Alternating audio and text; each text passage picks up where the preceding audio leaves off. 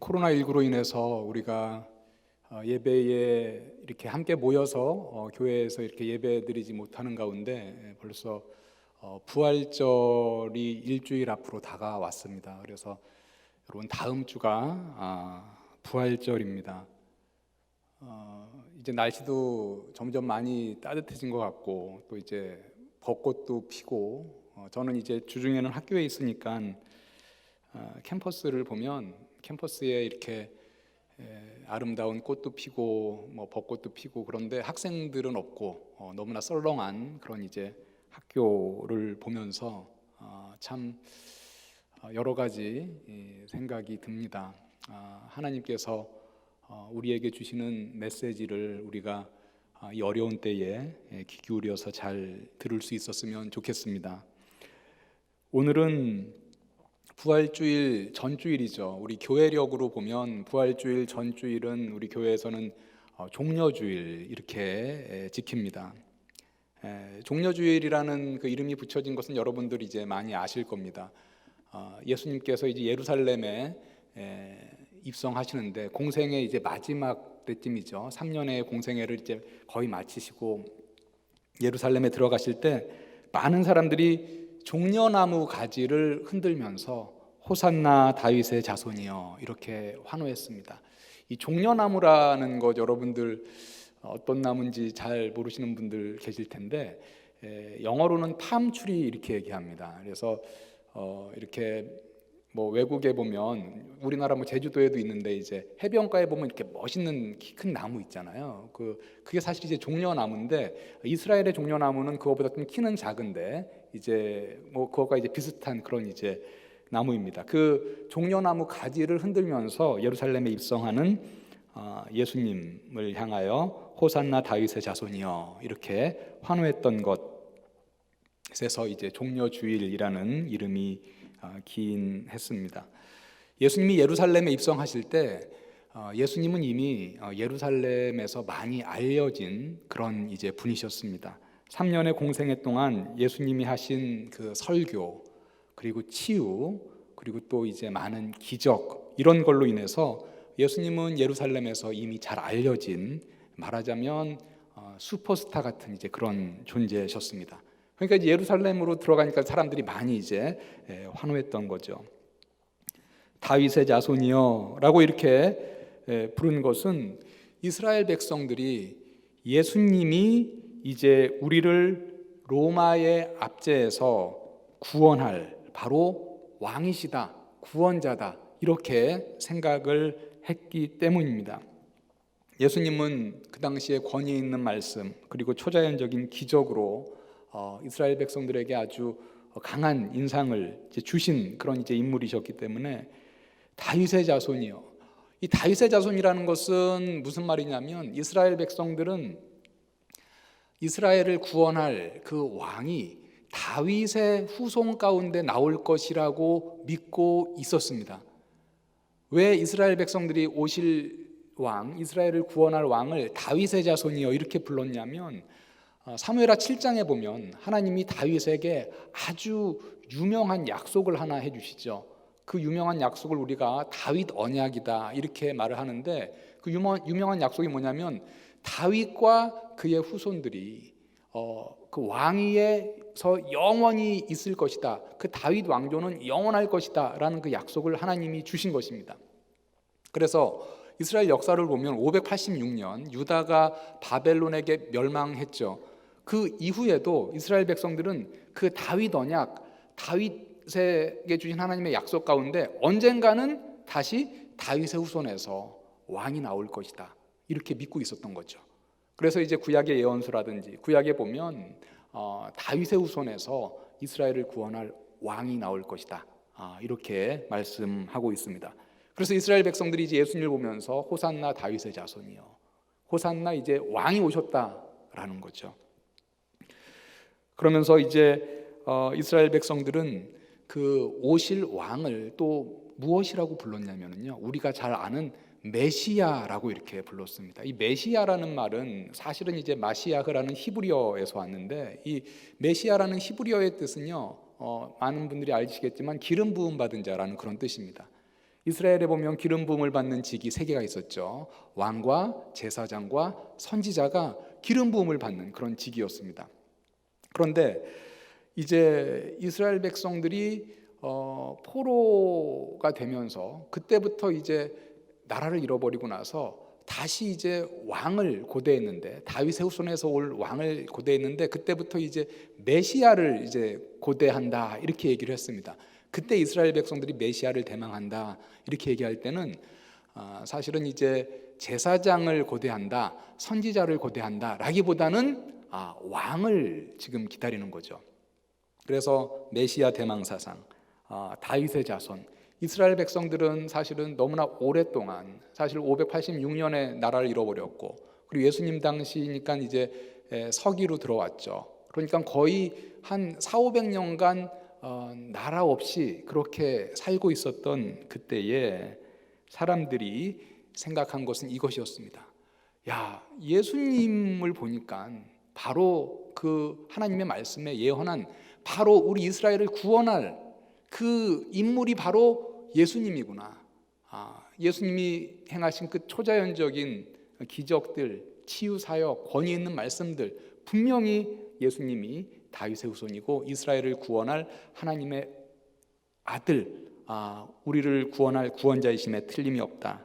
이렇게 믿고 이제 공생의 마지막 부분에 예루살렘으로 들어가는 예수님을 향하여 이스라엘 백성들이 종려나무 가지를 흔들면서 환호했던 것이죠. 다윗의 자손이여 호산나, 호산나 다윗의 자손이여. 호산나라는 것은 뭐 정확한 뜻은 알려지지 않았지만 일반적으로 구원하여 주소서라는 뜻으로 우리가 이해할 수 있겠습니다. 그런데 그렇게 환호했던 이스라엘 백성들이 마음속에 갖고 있었던 생각과 그 나귀를 타고 들어가시는 예수님이 갖고 있었던 그 구원의 계획은 사실은 크게 달랐습니다. 예수님은 지금 예루살렘에 들어가셔서 로마의 지배를 물리치고 이스라엘 백성들을 민족적으로 또 정치적으로 독립시키고 해방하려는 그런 계획으로 지금 들어가시게 된 것은 아니었습니다. 예수님이 지금 예루살렘에 들어가셔서 이스라엘 백성들을 구원하시고자 했던 그 구원은 사람들이 생각했던 그 구원보다 훨씬 더 스케일이 큰 구원이었던 거죠. 이스라엘 백성들이 생각한 구원은 이런 거였습니다.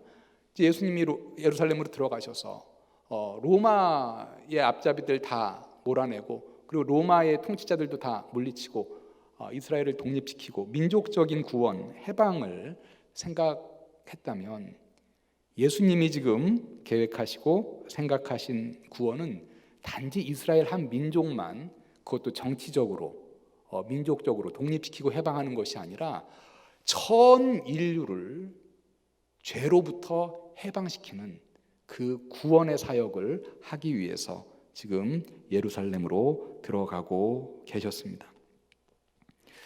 예수께서 예루살렘에 입성하실 때 특이했던 모습은 나귀 새끼를 타고 들어가셨다라는 것이죠.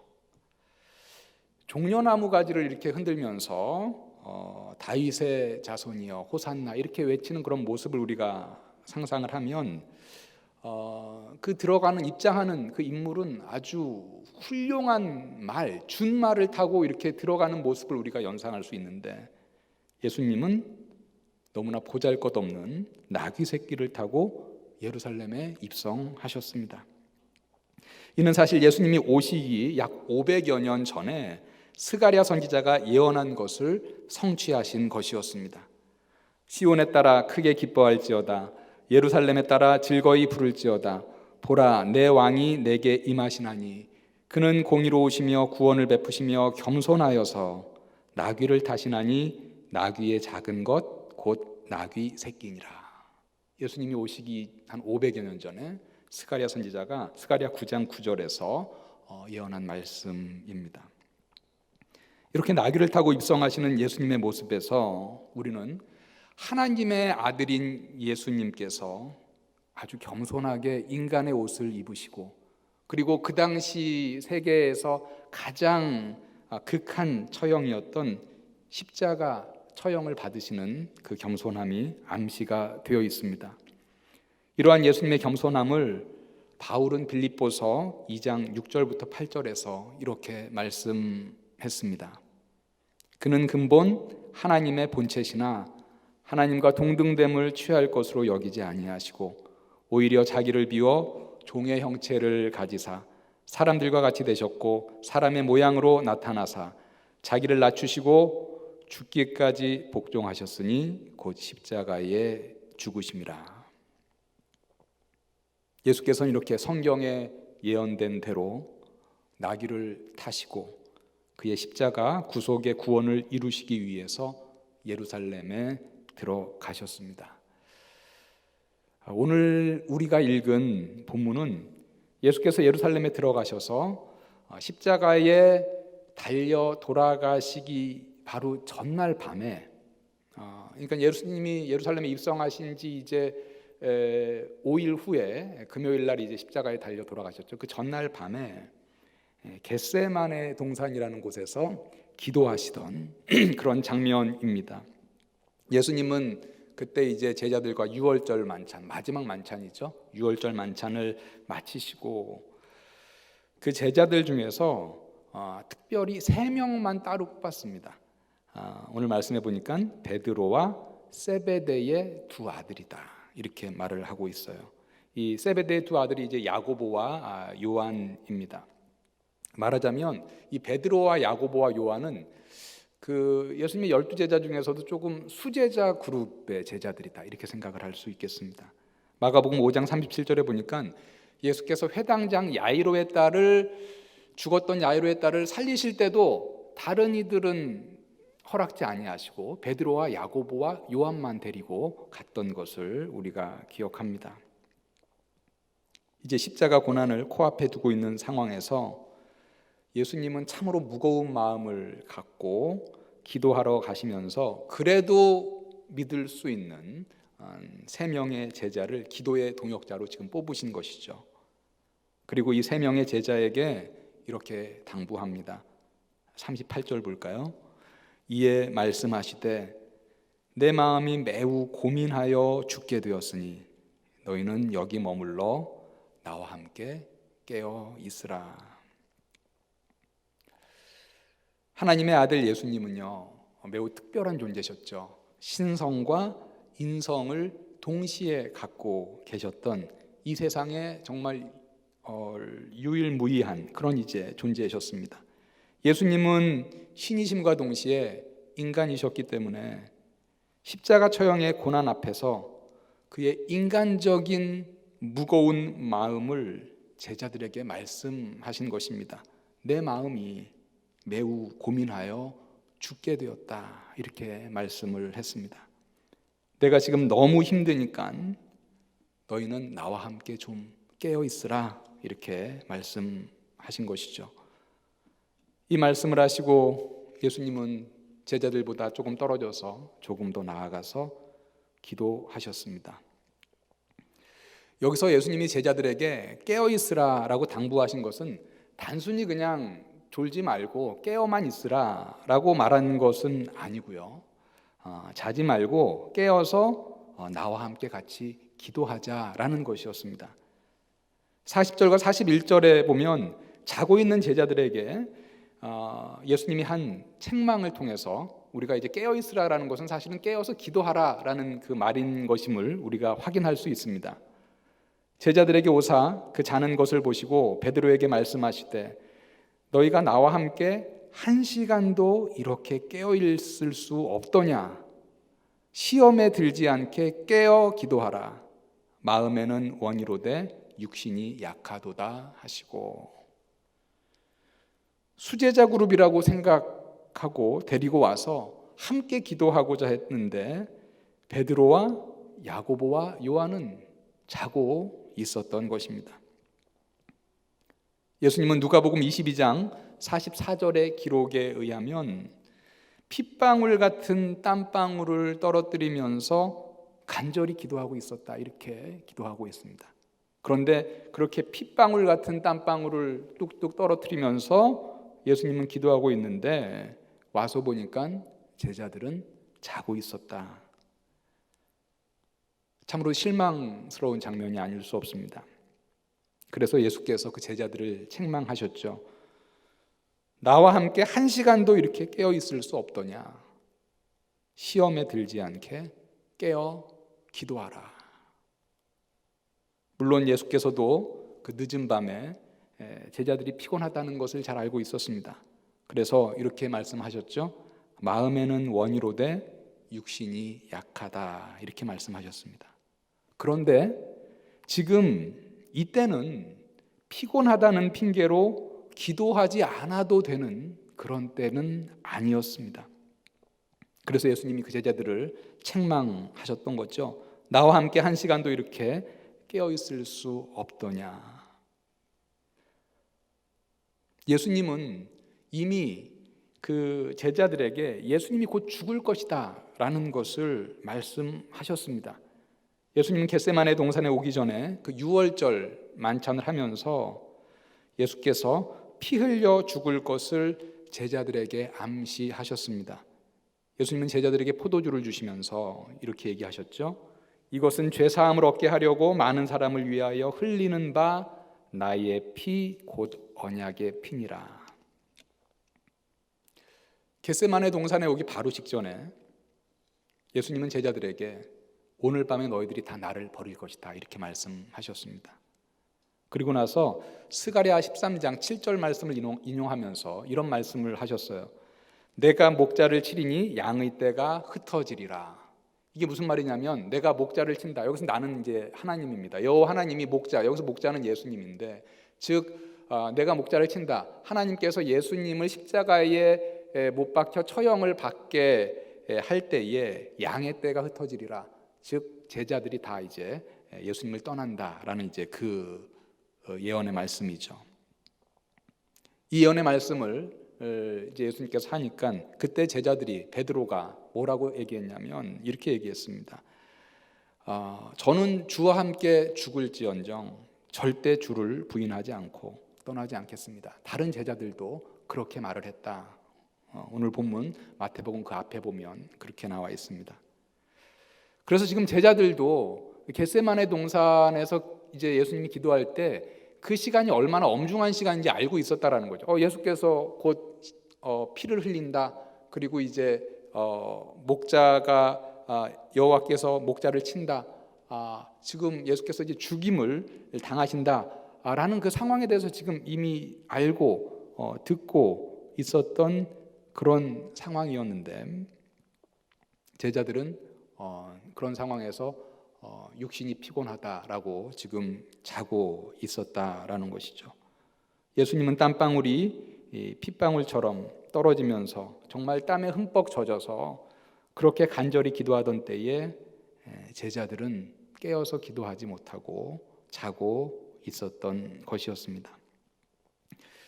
예수께서 제자들을 깨워서 기도하라라고 깨어 기도하라라고 말씀하시고 다시 두 번째 좀 떨어져서 나아가서 기도하셨습니다. 내 아버지여 만일 내가 마시지 않고는 이 잔이 내게서 지나갈 수 없거든 아버지의 원대로 되기를 원하나이다. 여기서 이 잔은 예수님의 이제 십자가 처형을 말하고 있습니다. 아까도 말씀드렸듯이 인성을 지니셨던 예수님이셨기 때문에 십자가 처형의 극한 고난을 그 잔을 마시지 않을 수만 있다면 마시지 않기를 원함을 우리가 볼 수 있습니다.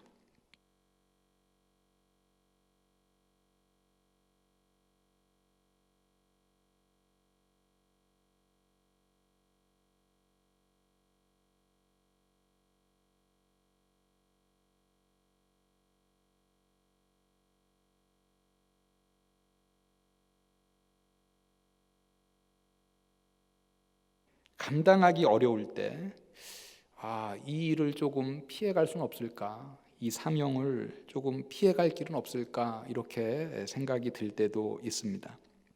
그러나 어려운 상황 가운데이지만 그 내게 맡겨진 임무가 참으로 어려운 것이지만 그것이 내가 감당해야 할 사명이라면 그것이 하나님의 아버지의 뜻이라면 우리도 예수님의 기도를 본받아서 아버지의 뜻대로 되기를 원합니다. 이렇게 고백하는 기도를 할 수 있어야 하겠습니다.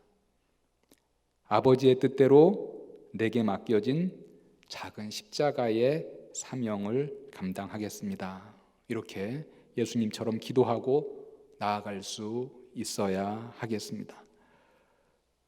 예수께서 두 번째 기도하시고 나서 3명의 제자들이 있는 데로 와서 보니 제자들이 또 자고 있었습니다.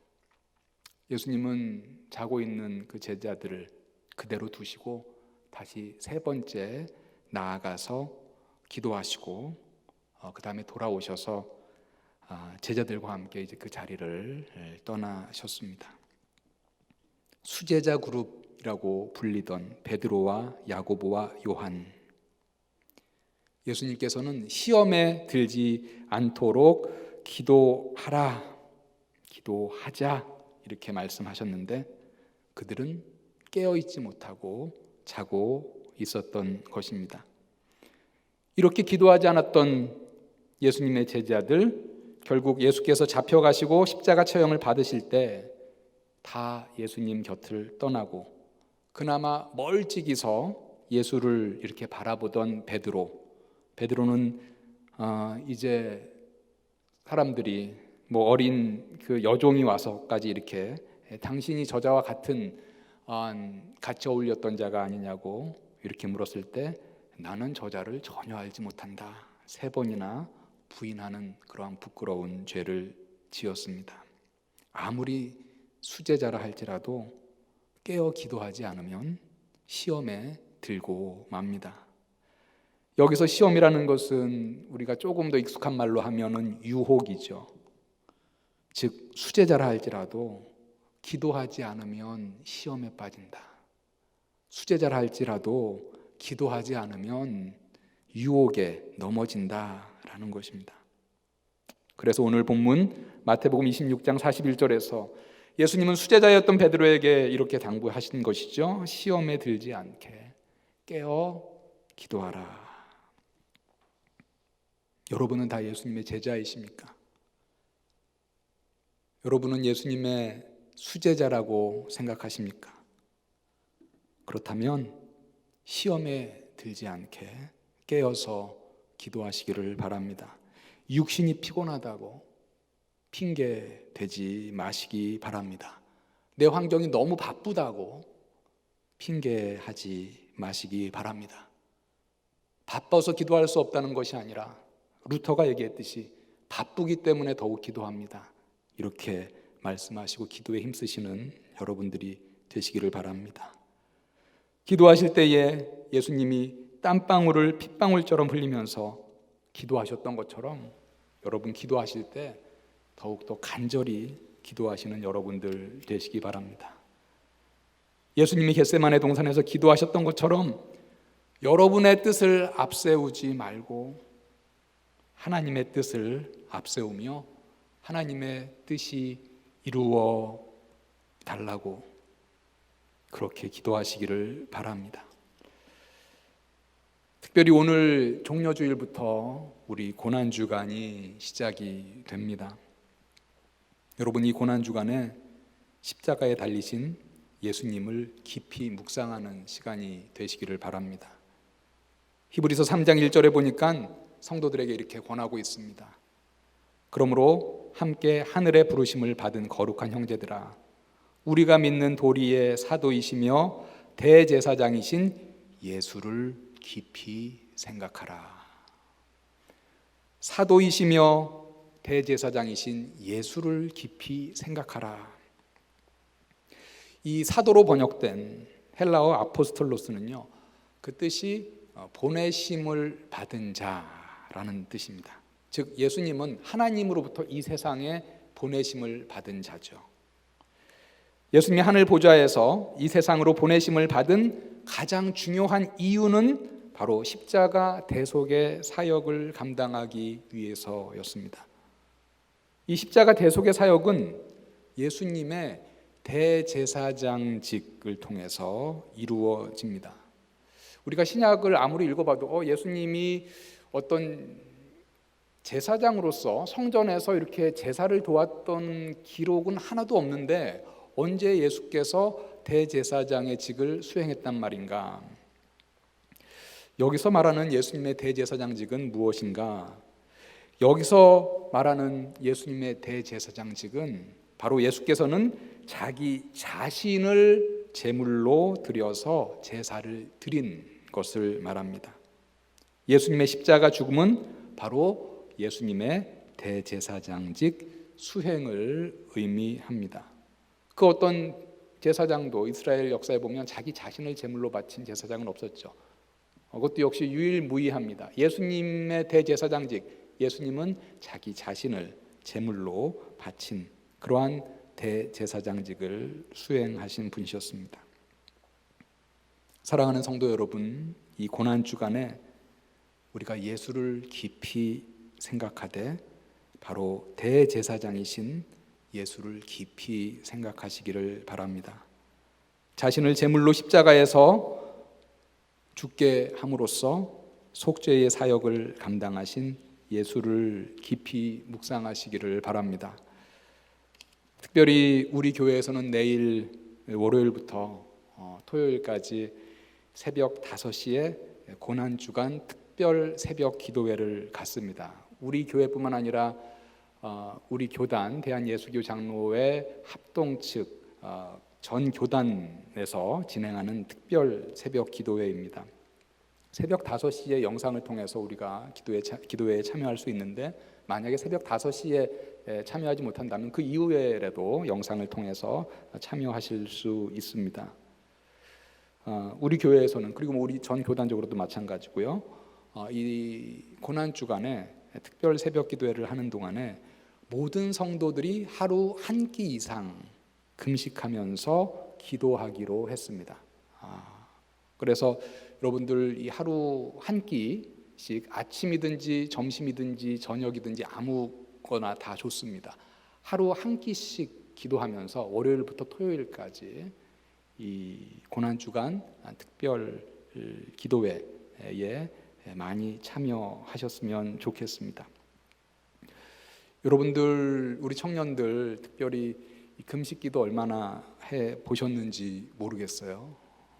어떤 분들은 몇 번 해보신 분도 있고 아마 어떤 분들은 한 번도 금식을 해보신 분이 없을지도 모르겠습니다. 성경에 보니까 언제 금식을 하느냐, 우리가 어떤 일에 대하여 아주 간절한 마음으로 집중할 때 그때 이제 금식을 합니다. 예를 들면 아주 간절한 마음으로 회개를 한다든지 아니면 아주 간절한 마음으로 간구를 한다든지 이때 이제 금식을 하는 거죠. 사무엘상 7장 6절에 보니까 이스라엘 백성들이 간절한 마음으로 회개할 때 금식한 예를 말하고 있습니다. 그들이 미스바에 모여 물을 길어 여호와 앞에 붓고 그날 종일 금식하고 거기에서 이르되 우리가 여호와께 범죄하였나이다 하니라. 에스더는 에스더 4장 15절과 16절에 보니까 하만이라는 장군이 이제 이스라엘 유대인들을 완전히 멸족을 시키려고 계획을 세워놨을 때 그 여왕이었던 에스더가 이제 당시에 왕에게 나가서 그 하만의 계략을 다 말을 하고 그 하만의 계략을 잘 물리칠 수 있도록 그 당시 바사의 수산성에 있는 유대인들에게 금식하여 기도해 달라라고 이렇게 부탁하죠. 에스더가 모르드게에게 회답하여 이르되 당신은 가서 수산에 있는 유다인을 다 모으고 나를 위하여 금식하되 밤낮 3일을 먹지도 말고 마시지도 마소서. 나도 나의 시녀와 더불어 이렇게 금식한 후에 규례를 어기고 왕에게 나아가리니 죽으면 죽으리이다 하니라. 우리가 고난주간에 금식하며 기도한다라는 것은 특별히 십자가에 달리신 예수님을 깊이 묵상하는 데 집중하고 또 간절히 기도하기 위해서입니다. 하루 한 끼 월요일부터 토요일까지 아침, 점심, 저녁 어떤 거나 좋습니다. 금식하시면서 예수 그리스도의 대속의 은혜에 감사의 기도를 간절히 올려드리시기를 바랍니다. 예수님이 십자가에서 온갖 고난을 당하신 이유는 바로 나의 죄 때문임을 기억하고 죄를 자백하시면서 회개하는 이번 한 주간의 시간이 되시기를 바랍니다. 나의 죄뿐만 아니라 특별히 우리가 지금 코로나19 하나님의 심판의 때, 하나님의 재앙의 때에 내가 속한 공동체의 죄를 또 하나님께 고하고 회개하는 이번 한 주간의 시간이 되시기를 바랍니다. 또한 나에게 밀려오는 온갖 시험에 들지 않게, 또 유혹에 빠지지 않게 그 유혹을 충분히 이길 수 있게 해달라고 깨어서 기도하는 우리 청년들 다 됐으면 좋겠습니다. 예수님의 수제자라고 자칭 타칭 불리었던 베드로와 야고보와 요한은 그 엄중한 상황에서, 그 마지막 예수님께서 그렇게 부탁하셨던 그 상황에서 육신이 피곤해서 자고 말았지만, 깨어 기도하지 못했지만, 우리 청년들, 우리 성도님들 육신이 많이 피곤하고 또 여러분들에게 주어진 일이 많아서 참으로 바쁜 하루하루를 살아가고 있겠지만, 특별히 고난 주간에 여러분들 한 끼 금식하면서 주님께 집중하시고 또 우리가 예수를 깊이 생각하면서 기도할 수 있는 그런 시간이 됐으면 참 좋겠습니다. 예수께서도 성령에게 이끌려서 마귀에게 시험을 받으러 광야에 가셨을 때 40일 금식하신 이후에 마귀의 시험을 능히 이겨내심으로 우리에게 금식의 본을 보여주신 것을 우리는 잘 알고 있습니다.